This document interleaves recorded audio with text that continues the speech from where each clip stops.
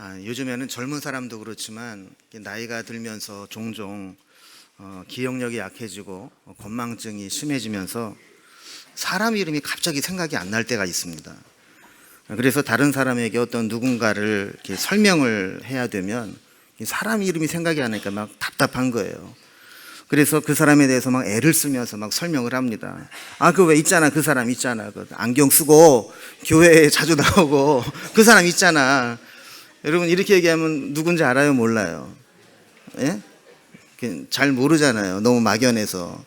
근데 그러다가 어떤 중요한 특징을 하나 잡아서 그 사람 있잖아, 왜 매일 앞에서 인사 열심히 하는 사람, 또 오면 잘 맞아준 사람 있잖아, 뭐 이렇게 어떤 특징을 하나 딱 이야기하면 그 사람 누구? 이렇게 해서 금방 알게 되는 경우가 있습니다. 근데 가만히 생각을 해보면 우리의 사람을 이렇게 평가할 때 부모님이 우리에게 주신 이름으로 우리가 평가될 때보다 이렇게 잘 모를 때 어떤 특징으로 우리를 이렇게 설명해 줄 때 그게 사실 우리의 본질을 더 잘 설명해 주는 경우가 자주 있습니다. 여러분, 만약에 누군가가 우리 이름이 갑자기 생각이 안 나서 누군가에게 우리의 일을 좀 소개해야 된다면 여러분을 어떤 사람이라고 소개할 것 같습니까? 사람은 자기 이름도 있지만 별명도 가지고 있습니다. 이 별명이 원래는 좋은 의도로 지어지기보다는 어릴 때 보면 놀리려고 지는 경우가 많이 있습니다. 그런데 때로는 그 별명이, 그 별칭이 더 이름보다 유명하고 또 더 영광스러운 이름이 되는 경우도 있습니다. 오늘 본문에도 그런 경우가 나오게 되는데요. 원래 바나바라고 나와 있는 사람의 본명은 요셉입니다. 그리고 안디옥 교회의 교인들은 그리스도인이라 하는 칭함을 받게 되었습니다. 그러니까 원래 그들이 가지고 있었던 고유 명사보다는 그를 설명하는 다른 별명, 이것이 훨씬 더 유명했던 사람이라는 것이죠. 오늘 이 사람들을 좀 살펴보기 위해서 먼저 이 본문의 배경을 한번 우리가 좀 잠깐 설명을 좀 드리겠습니다. 이 사도행전 7장에 보면 이 스데반 집사님이 복음을 전하다가 박해를 받고 순교를 당하게 되는 내용이 나옵니다. 이렇게 예루살렘에서 스데반 집사님의 순교로 시작된 박해는 계속 점점 더 심해졌습니다. 그런데 이 박해가 전혀 예기치 못했던 결과를 만들어냅니다. 사도행전 8장 1절 중간에 보면 그날에 예루살렘에 있는 교회에 큰 박해가 있어 사도 외에는 다 유대와 사마리아와 모든 땅으로 흩어지니라 그랬습니다. 예수 믿는 사람을 핍박하는 사람들은 이 핍박을 하고 박해를 하면 저들이 신앙을 포기하겠지, 그리고 다 없어지겠지, 이 생각을 했던 거예요. 그런데 그들이 핍박을 피해서 흩어지게 됩니다. 외부로 더 멀리 더 많은 사람에게 복음을 전파하는 결과를 가져오게 된 것이죠. 이렇게 박해로 흩어진 자들이 오늘 본문 11장 19절로 연결이 됩니다. 그때의 스데반의 일로 일어난 환난으로 말미암아 흩어진 자들이 베니게와 구브로와 안디옥까지 이르러 유대인에게만 말씀을 전하는데 그랬습니다. 이렇게 8장 1절에서 박해로 흩어진 자들이 베니게, 지금은 이제 레바논 지역이고요, 구브로, 사이프러스라는 섬이고요, 안디옥이라는 도시까지 제자들이 흩어져서 복음을 전하는데 처음에는 유대인에게만 복음을 전했다는 거예요. 그런데 20절에 보면 그 중에 구브로와 구레네 몇 사람이 안디옥에 이르러 헬라인에게도 말하여 주 예수를 전파하니 그랬습니다. 유대인의 입장에서 헬라인은 이방인이죠. 처음에는 유대인에게만 복음을 전했는데 이제 이방인 헬라인에게까지 복음을 전하게 되었다라는 겁니다. 여러분, 만약에 안디옥 교회가 교회 연역을 정리하고 쓴다면 이건 역사적인 일입니다. 드디어 이방인에게도 복음을 전하기 시작하다, 이게 한 줄 꼭 들어가야 되는 놀라운 사건이죠. 그런데 이때 놀라운 일이 일어납니다. 21절에 보면 주의 손이 그들과 함께 하심에 수많은 사람들이 믿고 주께 돌아오더라 그랬습니다. 복음을 전할 때 주의 손이 그들과 함께 했다라는 거예요. 사람의 수고로 되는 게 아니라 주의 손이 함께 하시니까 전혀 예상하지 못했던 놀라운 일들이 일어나게 되었다라는 겁니다. 자, 이렇게 이방인들에게 복음이 전파되고 이방인들이 모여서 세워진 교회가 바로 안디옥 교회입니다. 자, 22절에 보면 이 소문을 예루살렘 교회가 듣습니다.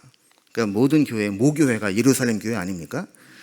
그리고 안디옥 교회에 이렇게 이방인들이 복음을 받아들인다는 소식을 듣고 바나바라고 하는 선교사를 파송을 합니다.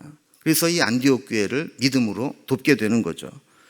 사도행전 8장 14절에도 보면 박해로 흩어진 제자들이 사마리아에 가서 복음을 전할 때 사마리아 사람들이 그 복음을 받아들인다는 이야기를 듣고 예루살렘 교회에서는 베드로와 요한을 보내어 그들을 도왔던 경험이 있습니다. 그 모교회는 이런 일을 하는 겁니다.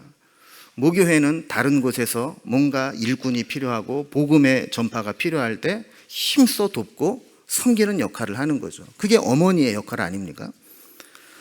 예루살렘 교회의 파송을 받아서 안디옥 교회에 온 바나바는 열심히 말씀을 가르쳤습니다.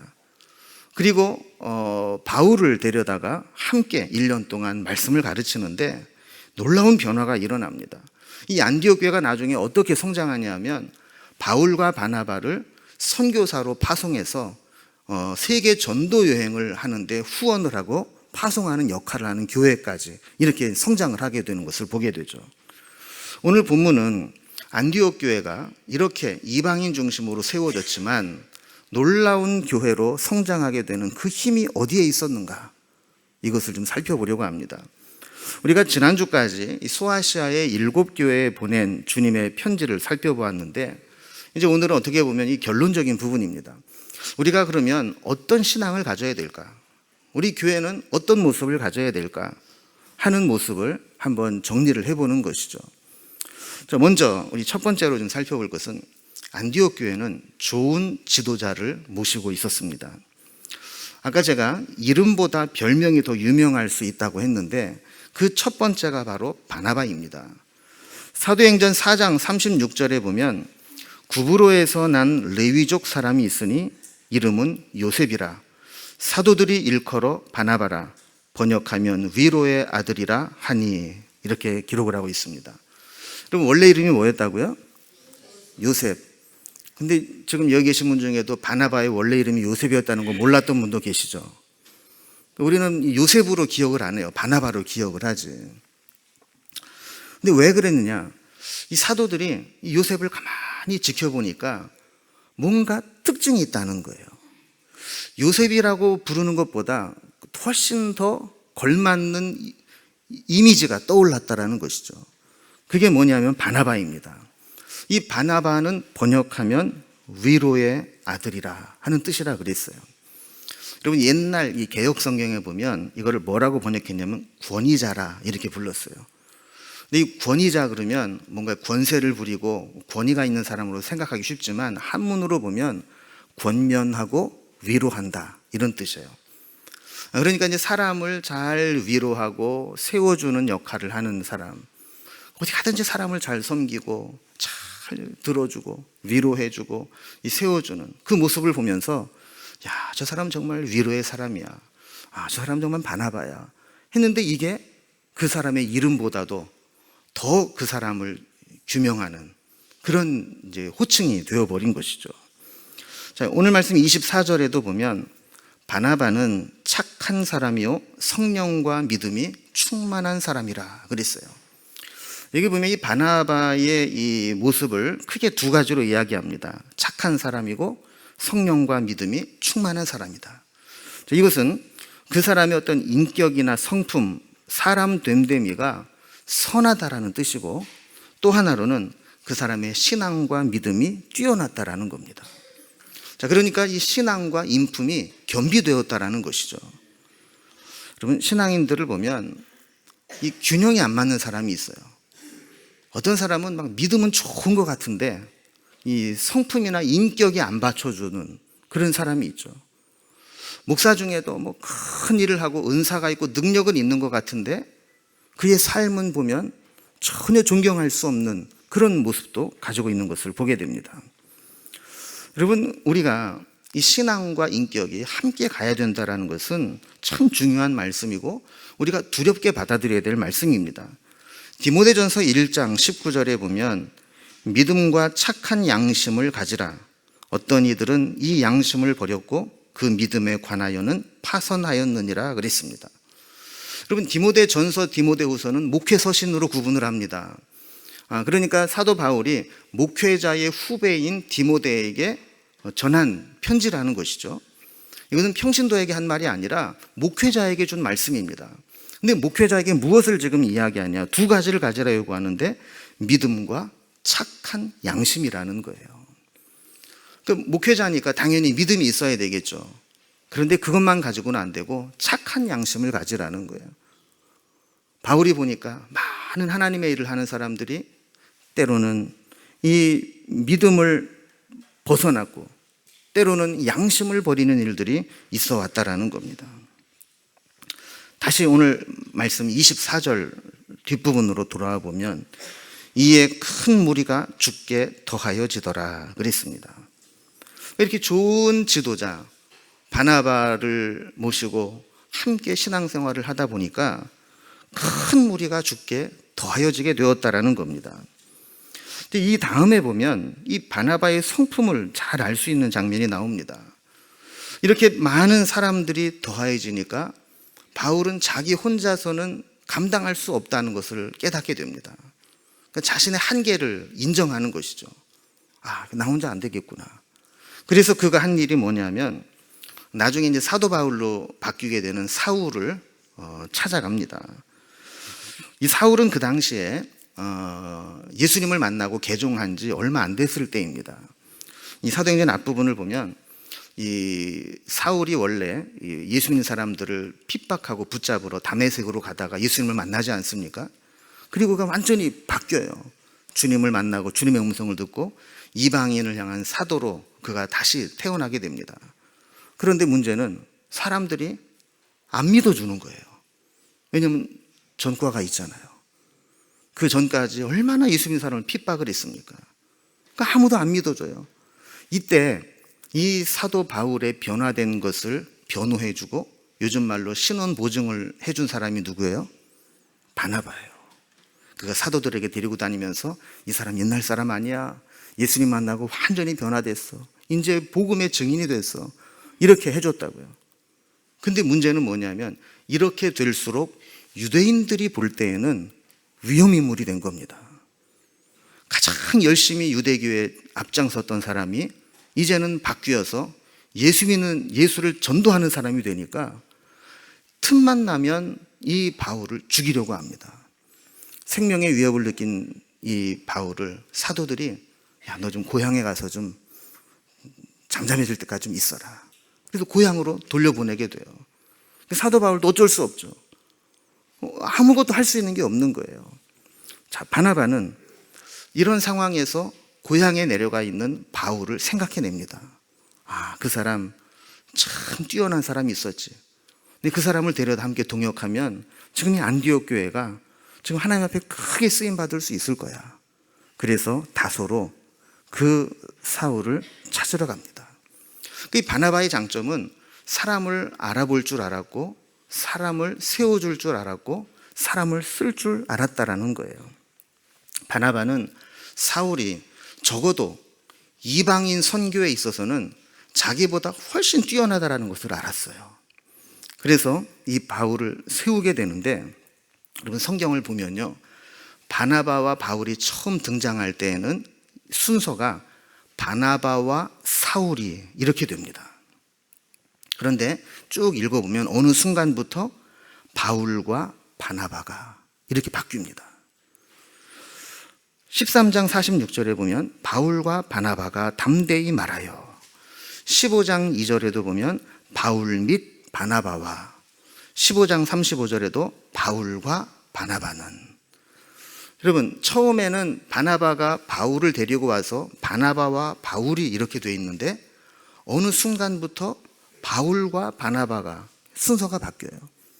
그러니까 이 사도행전을 기록한 누가가 볼 때 처음에는 바나바 주도로 사역이 이루어졌지만 이게 시간이 지나면 지날수록 바울 주도의 사역으로 바뀌고 있다는 것을 보게 되었다는 것이죠. 여러분, 이게 뭘 얘기해 줍니까? 이거는 바나바가 바울을 세워주었기 때문에 가능한 일입니다. 만약에 바나바가 철저히 바울을 자기 밑에다 두고 자기를 넘어서지 못하게 했더라면 이런 일은 일어날 수 없습니다. 그러나 바나바는 이방인 전도에 자기보다 훨씬 탁월함을 가지고 있다는 것을 깨닫고 바울을 자꾸 세워주게 된 것이죠. 여러분, 어떤 사람은 혼자서는 일을 참 잘하는데 다른 사람과 함께하면 꼭 문제가 생기는 사람이 있습니다. 말이 잘 안 통하고 독불장군이고 고집을 피우고 독고다이 스타일로 일하는 거죠. 이런 사람들은요, 고생은 하고 수고는 하는데 일이 끝나고 나면 다른 사람에게 상처를 주든지 아니면 자기가 상처를 받든지 둘 중에 하나로 끝나버리는 거예요. 그런데 바나바는 그렇지 않았어요. 다른 사람을 세워주고 함께 동역하고 그 사람의 장점을 최대한도로 협력할 수 있는 그런 인품을 가지고 있었습니다. 우리가 알다시피 바울은 헬라어에 능통한 사람입니다. 율법과 헬라 철학을 아주 잘하는 사람입니다. 수사학을 배워서 복음을 체계적으로 전도하는 데 최적화된 사람입니다. 바나바가 이것을 알았기 때문에 바울을 전면에 내세우고 힘써 일할 수 있도록 밀어주었던 겁니다. 이렇게 훌륭한 사람이 바나바였습니다. 이러다 보니까 나중에는 원래 이름은 요셉이었는데 요셉으로 기억하는 사람은 하나도 없고 위로의 사람 바나바, 이렇게 기억이 된 것이죠. 기독교 리더십에서는 영적 리더자가 가지고 있어야 될 세 가지 리더십을 갖춰야 된다라고 이야기를 합니다. 첫 번째가 영적 리더십이 있어야 되고, 두 번째는 인격적 리더십이 있어야 되고, 세 번째는 기능적 리더십이 있어야 된다는 것이죠. 여러분, 영적 지도자, 하나님의 일을 하는 사람은 영적 리더십이 있어야 돼요. 믿음이 있어야 되죠. 말씀이 있어야 되고, 영적인 분별력이 있고, 영적으로 이끌어갈 수 있는 영적인 카리스마가 있어야 됩니다. 그러나 영적 리더십만 가지고는 안 됩니다. 인격이 그것을 뒷받침해 줘야 됩니다. 영적인 능력은 있는데 인격이 받쳐지지 않으면 영적인 권위로 상처를 주고 영적인 권위로 말미암아 그 일이 오히려 더 분산되고 문제가 생기는 경우가 생기게 됩니다. 뿐만 아니라 영적인 리더는 기능적 리더십도 갖춰야 합니다. 어떤 일을 할 때 필요한 자질, 능력, 이런 것이 갖춰져야 된다는 것이죠. 여러분, 사람만 좋아서는 일이 안 됩니다. 그냥 사람만 좋으면 그냥 좋고 좋은 것이지만 뭔가 일이 안 되잖아요. 그 일에 전문적인 기능과 능력과 재능이 있어야 되는 거예요.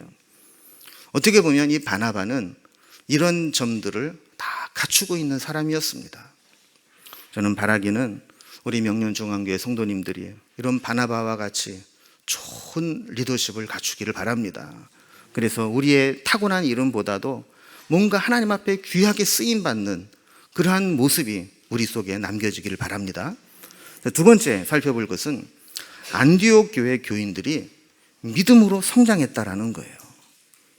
이 바나바는 사울을 데리고 와서 둘이 열심히 말씀을 가르쳤다고 그랬죠.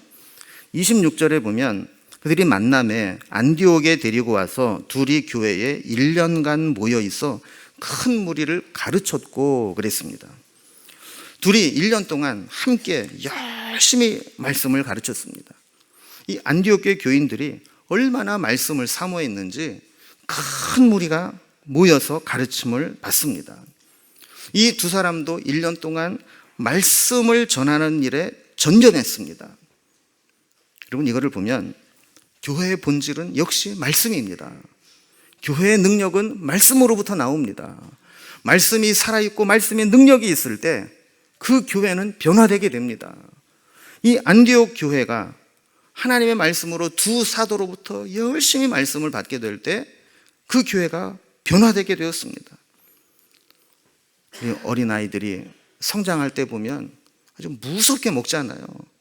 먹는 걸 보면 저러다 짜고 나는 거 아닌가 싶을 정도로 그냥 먹고 또 먹고 먹고 또 먹고 그런다고. 근데 그래야 성장을 하는 거예요. 여러분, 우리 신앙도 마찬가지예요.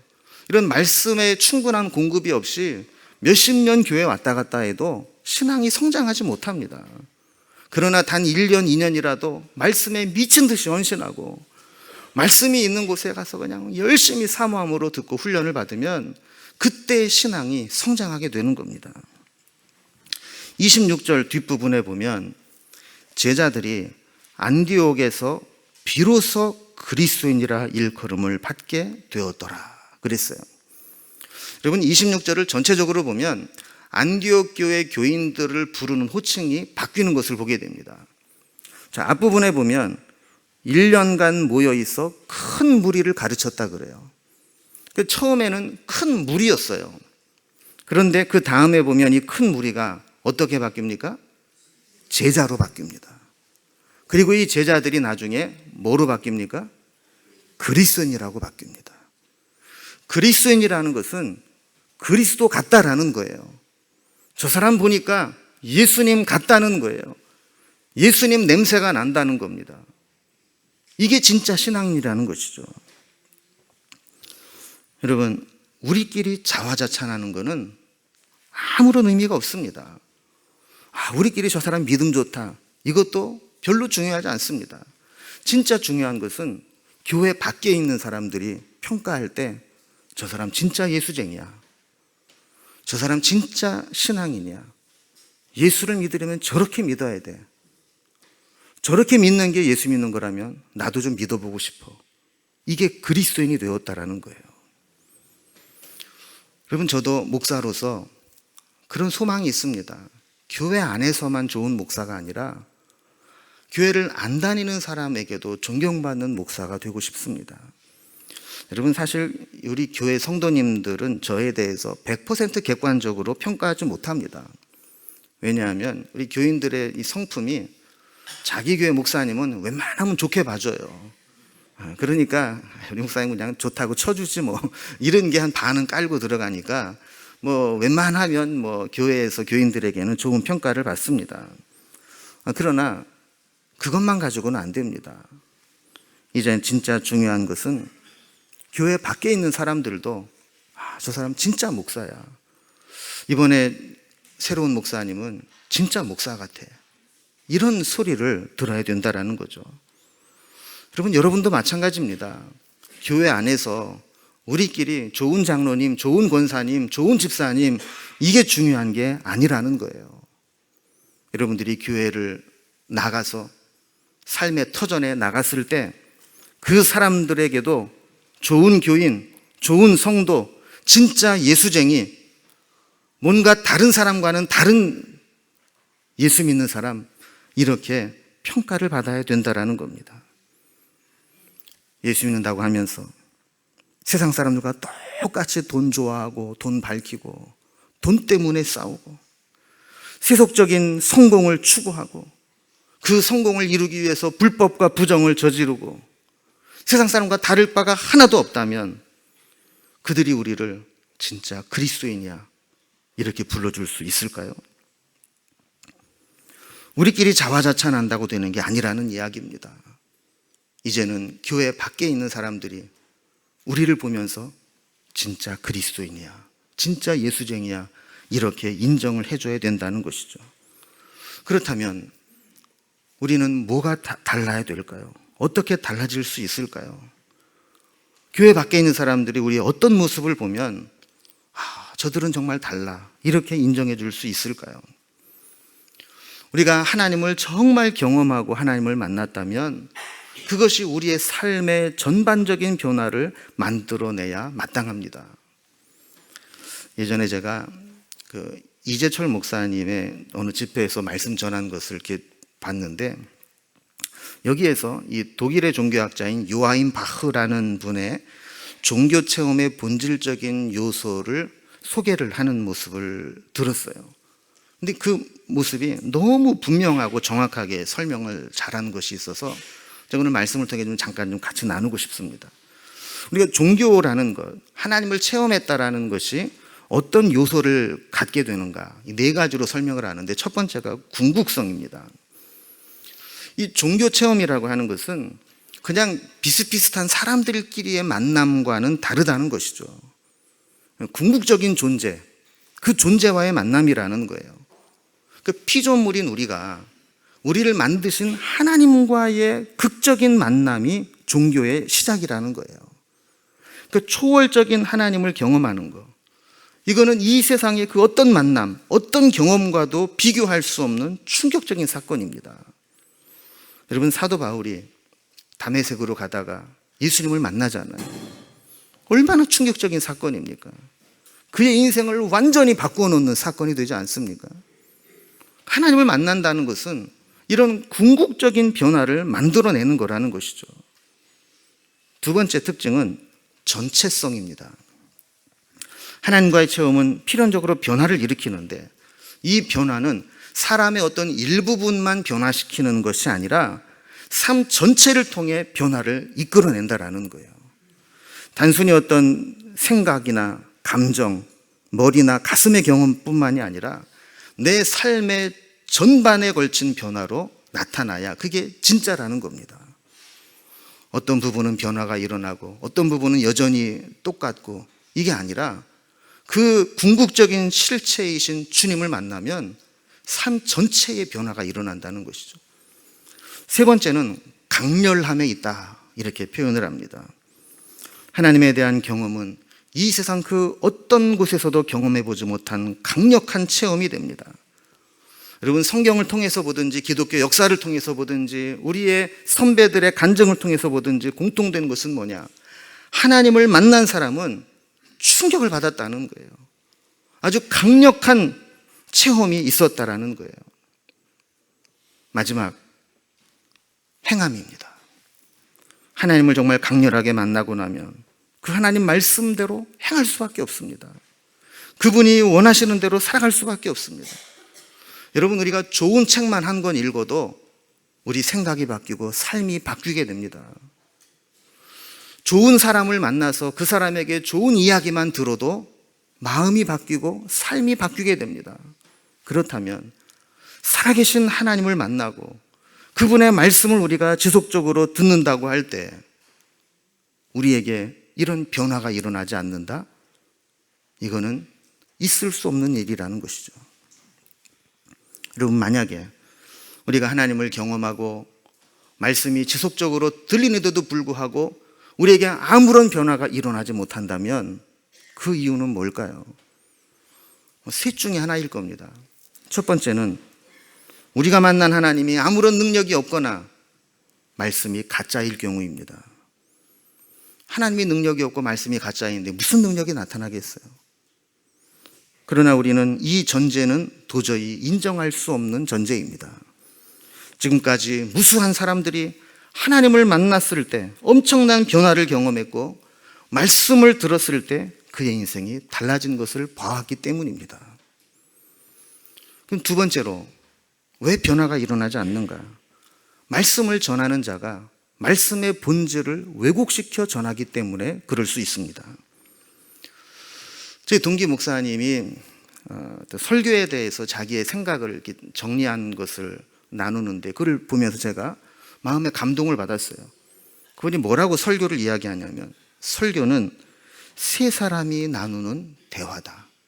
지금 여기에서 말하는 자와 듣는 자만 있는 것이 아니라 본문도 그 순간 자기 말을 한다. 그리고 말씀을 전할 때 설교자와 설교를 듣는 회중, 양자 간의 대화가 아니라는 거예요. 사실은 더 본질적으로 오늘 우리가 읽은 본문 말씀, 그 말씀이 여러분에게 말하고자 하는 메시지가 있다라는 것이죠. 이건 무엇을 의미합니까? 말씀을 전하는 자도 본문이 무엇을 말하려고 하는지를 최우선적으로 생각하고 말씀의 본질에서 벗어나면 안 된다라는 겁니다.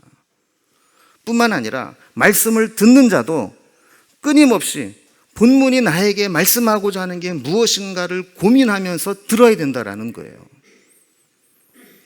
설교를 듣고 났더니 오늘 목사님 설교 중에 아주 재밌는 얘기가 하나 있었어. 이것만 생각나면 안 된다는 겁니다. 아, 오늘 목사님 좋은 얘기 하나 인용하던데 어디 가서 써먹어야지. 이게 아니라는 거예요. 설교를 들으면서 오늘 본문이 나에게 주시고자 하는 메시지가 무엇일까? 오늘 본문이 말씀하는 게 뭘까? 이걸 찾아야 된다는 거예요. 여러분, 제가 설교를 준비하면서 그렇게 몸부림을 치고 밤 늦게까지 고민하면서 원고를 쓰는 그 중요한 작업이 뭔지 아세요? 여러분들이 이 말씀을 들으면서 본문이 나에게 이런 말씀을 하시는구나 라는 말씀의 힌트를 얻도록 제가 도와드리려고 하는 거예요. 그러니까 여러분들이 계속 말씀을 들으면서 아, 그래, 이 말씀이 저런 뜻이라면 나에게 이런 말씀을 주는구나. 여러분, 사실 여러분 본문만 읽어서는 이 본문이 무슨 뜻인지 잘 모르잖아요. 근데 제가 열심히 공부를 하고 열심히 준비를 해서 여러분들에게 힌트를 드리는 거예요. 이거는 하나님이 여러분에게 이런 말씀을 하는 거일 수 있습니다. 여러분에게 직접 말씀하지 않지만 이 설교를 통해서 지금 이 본문이 이렇게 살라고 메시지를 주고 있는 것일 수 있습니다. 여러분이 이것을 목사의 말로 받지 말고 하나님의 말씀으로 받으십시오. 이 힌트를 드리는 거라고요. 성경에 보면 초대교회 당시부터 이 작업을 제대로 못하는 사람들이 많이 있었습니다. 고린도 후서에서 사도 바울은 하나님을 빙자해서 말씀을 혼잡하게 하는 사람들이 있었다고 거듭거듭 이야기를 합니다. 고린도 후서 2장 17절에 보면 우리는 수많은 사람들처럼 하나님의 말씀을 혼잡하게 하지 아니하고 그랬어요. 벌써 그 당시에 수많은 사람들이 하나님의 말씀을 혼잡게 했다라는 거예요. 여기서 혼잡게 했다라는 원어적인 의미가 뭐냐면 자기 이익을 위해서 불순물을 넣었다는 거예요. 고린도후서 4장 2절에 보면 하나님의 말씀을 혼잡하게 하지 아니하고 그랬어요. 여기서도 혼잡하게 했다 그랬는데 여기에 쓰이는 말씀의 원어는 말씀을 미끼로 썼다라는 겁니다. 내 뜻대로 이끌어오기 위해서 미끼로 말씀을 썼다는 거예요. 그러니까 말씀의 본질을 이야기하는 게 아니라 자기의 유익을 위해서, 자기의 목적을 위해서 말씀을 미끼로 끌어당겼다라는 이야기예요. 여러분, 사도행전 20장 30절에도 보면 바울이 에베소 교회 장로님들과 고별 설교를 하는데 아주 충격적인 이야기를 합니다. 또한 여러분 중에서도 제자들을 끌어 자기를 따르게 하려고 어그러진 말을 하는 사람들이 일어날 줄을 내가 아노라. 여러분, 이게 뭐라고 얘기해요? 말씀을 전하는 자가 까딱 잘못하면 제자들을 끌어 자기를 따르게 하려고 어그러진 말, 왜곡된 말을 할 수 있다라는 거예요. 설교자가 말씀에 충실하지 못하고 말씀의 대언자로, 전달자로 쓰지 못하게 되면 자기의 유익을 위해서 말씀을 이렇게 왜곡시킬 수 있다라는 것이죠. 그래서 바울은 말씀을 전하는 자의 자세를 분명하게 이야기합니다. 고린도후서 4장 5절에 보면 우리는 우리를 전파하는 것이 아니라 오직 그리스도 예수의 주 되신 것과 또 예수를 위하여 우리가 너희의 종된 것을 전파함이라. 말씀을 전하는 두 가지 중요한 핵심은 오직 그리스도 예수가 우리의 주가 되신다라는 사실, 그리고 말씀을 전하는 자는 말씀을 듣는 자의 종이 되어 충실하게 말씀을 전달하는 역할을 해야 된다는 사실, 이 두 가지라는 거예요. 여러분, 제가 말씀을 전할 때 왜곡되지 않도록, 오염되지 않도록, 불순물이 섞이지 않도록, 변질되지 않도록 기도해 주시기 바랍니다. 그런 한 가지 또 기억해야 될 게 있습니다. 아무리 올바른 말씀이 제대로 전해져도 말씀의 능력이 변화를 일으키지 못할 때가 있습니다. 그 세 번째 이유는 듣는 자가 왜곡해서 말씀을 듣기 때문입니다. 사람은 본능적으로 자기에게 유리한 쪽으로 듣습니다. 사람의 말을 듣건 하나님의 말씀을 듣건 그것을 본질적으로 100% 그대로 객관적으로 들을 수 있는 사람은 없습니다. 다 자기에게 유익한 쪽으로 해석하고 그 해석이 지나치면 왜곡이 되고 변형이 되는 것이죠. 그래서 사람들은 말씀을 들을 때 자기를 불편하게 하는 이야기들은 외면합니다. 우리에게 어떤 잘못을 지적하고 변화를 요구할 때 그것을 나에게 주시는 말씀이라고 생각하지 않고 저거는 다른 사람이 들어야 돼. 오늘 저건 김 집사가 들어야 되는데, 저건 이 권사가 들어야 되는데, 오늘 왔나 모르겠네 하고 찾아보면서 말씀에 심각한 왜곡이 일어나는 것이죠. 내게 듣기 좋은 말만 아멘 아멘 하고 오늘 말씀 좋았다고 그러고, 정말 하나님 말씀하시고자 하는 말씀은 들으면서도 한 귀로 다 흘려버리고 왜곡해서 해석해버리는. 여러분, 하나님은 선악과를 만드시고 아담에게 뭐라고 말씀하셨습니까? 먹지 말라. 내가 먹는 날에는 반드시 죽으리라 그랬어요. 그런데 이 말씀을 들은 하와는 이 말씀을 어떻게 왜곡했죠? 먹지도 말고 만지지도 말라. 너희가 죽을까 하노라 하였느니라. 여러분, 위에 있는 하나님의 말씀과 밑에 있는 하와의 해석을 보면 같습니까? 다릅니까? 다른데 완전히 다릅니까? 아니면 살짝 다릅니까? 살짝 다르죠. 여러분, 여기에서 우리가 깨닫는 게 뭐냐? 말씀은 살짝만 왜곡돼도 엄청난 문제를 일으킬 수 있다는 거예요. 말씀은 조금만 잘못 변형돼도 그 본질의 문제가 흔들릴 수 있고 사느냐 죽느냐를 가늠할 수 있는 위험한 작업이 될 수 있다는 겁니다. 그래서 우리는 말씀을 들을 때, 말씀을 배울 때 제대로 듣는 훈련을 해야 돼요. 왜곡 없이, 가감 없이 주시는 말씀 그대로의 뜻을 내게 주시는 말씀으로 받아들이고 적용할 수 있는 훈련이 되어야 돼요. 우리는 지난 시간까지 소아시아에 있는 7교회에 보낸 편지들을 살펴보았습니다.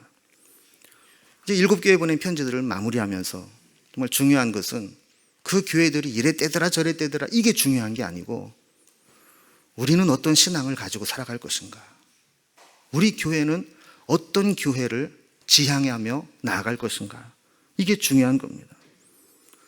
여러분, 바나바는 요셉이었지만 바나바로 살았습니다. 안디옥 교회는 안디옥 교인이었지만 그리스도인이라 칭함을 받으며 살았습니다. 이것이 우리가 지향해야 될 모습이고 추구해야 될 모습입니다. 여러분은 사람들이 여러분을 뭐라고 부릅니까? 그리고 우리 교회를 세상 사람들은 어떤 교회라고 부르게 될까요? 오늘 말씀을 마무리하면서 여러분에게 마지막으로 한 가지 도전을 합니다. 아마 바나바 참 훌륭한 사람이야, 안디옥 교회 참 좋은 교회야 생각하실지 모르겠지만, 여러분, 왜 말씀대로 믿음으로 살아간 신앙의 위인들은 존경을 하면서도 우리가 그들처럼 살려고 하지는 않느냐 하는 겁니다. 왜 우리가 제2의 바나바가 되고 제2의 안디옥 교회가 되려고 몸부림치지 못하느냐 하는 겁니다. 바라기는 우리가 제2의 바나바로, 그리고 우리 교회가 제2의 안디옥 교회로 그렇게 세워지는 은혜가 있기를 주님의 이름으로 기원합니다. 기도하겠습니다.